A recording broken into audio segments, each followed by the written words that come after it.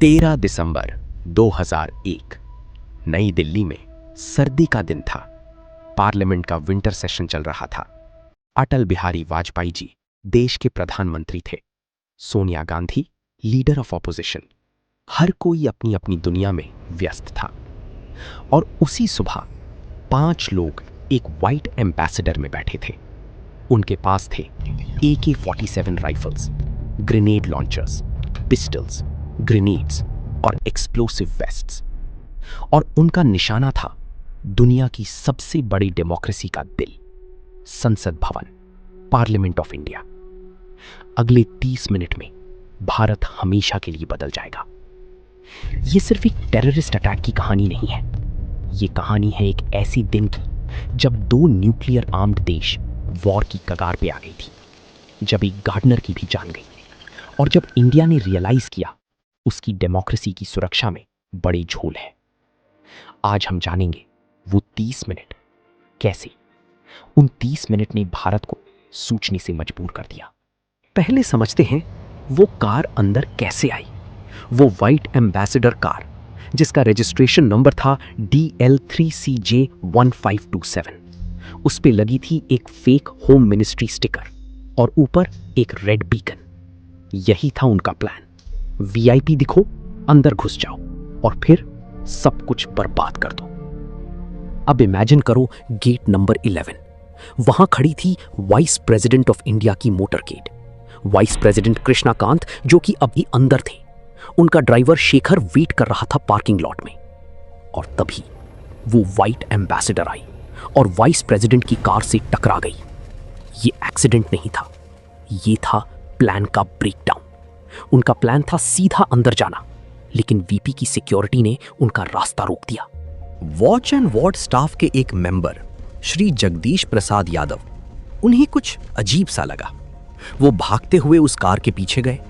तभी उस कार से बाहर निकले 5 लोग AK-47 हाथ में, और उन्होंने अंधाधुंध फायरिंग शुरू कर दी। व्हाइट एम्बेसडर गेट 11 के पास VP मोटरकेड से टकराती है। फायरिंग शुरू।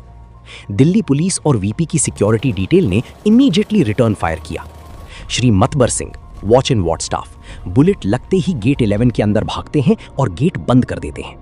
ये क्रिटिकल था, यही इन्हें अंदर के लोगों को बचाया। अलार्म रेज किया जाता है। पार्लियामेंट के सभी गेट्स तुरंत बंद हो जाते हैं।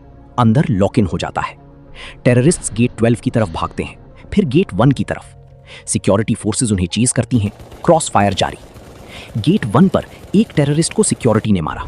उसकी बॉडी पर बंधे एक्सप्लोसिव वेस्ट ने ब्लास्ट किया। मैसिव एक्सप्लोजन, जो कि मेन एंट्रेंस के सामने।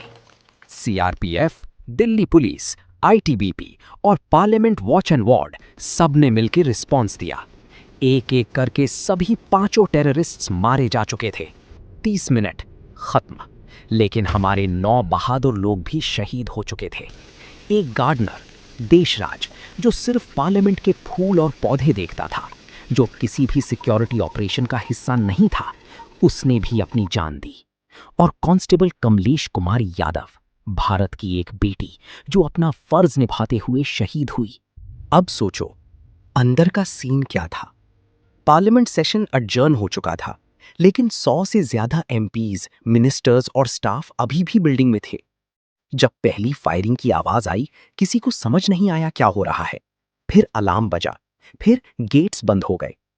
MPs भागने लगे, स्टाफ कॉरिडोर्स में छुपता रहा। कोई नहीं जानता था कितनी अटैकर्स हैं, अंदर हैं या बाहर। क्या ये सिर्फ एक शख्स है या पूरा squad. Home minister LK Advani अंदर थे। उन्हें सिक्योर रूम में ले जाया गया। उनके कमांडोज अलर्ट हो गए। ये वो दिन था जब इंडिया के सबसे पावरफुल लोग एक लॉक्ड बिल्डिंग में बंद थे, बाहर से गन शॉट सुन रहे थे और कुछ नहीं कर सकते थे। अगर पार्लियामेंट 40 मिनट्स और चलती, अगर वाजपेयी जी वहां होते, अगर सोनिया गांधी वहां होती, अगर LK आडवाणी उन टेररिस्ट्स के सामने आ जाते, तब क्या होता। 30 मिनट के अंदर अटैकर्स खत्म हो गए, लेकिन ये कहानी अभी नहीं खत्म हुई थी। यहां से शुरू हुआ एक और गेम, एक ऐसा गेम जिसमें स्टेक्स थी nuclear war.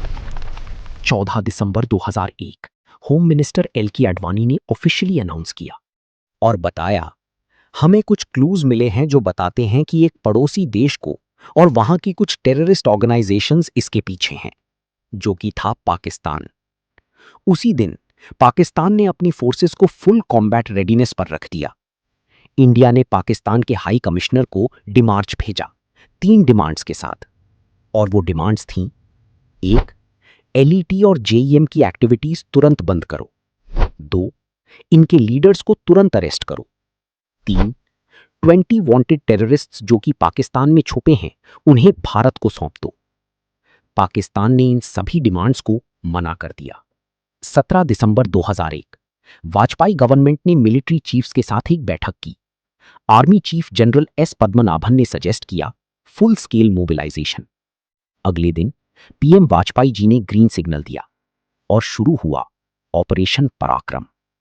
8 lakh Indian troops move किए गए बॉर्डर पर। राजस्थान से कश्मीर तक एक continuous line of force. Navy alerts, air force forward air bases activate, missiles positioned. Pakistan ने भी 3 लाख ट्रूप्स लाई।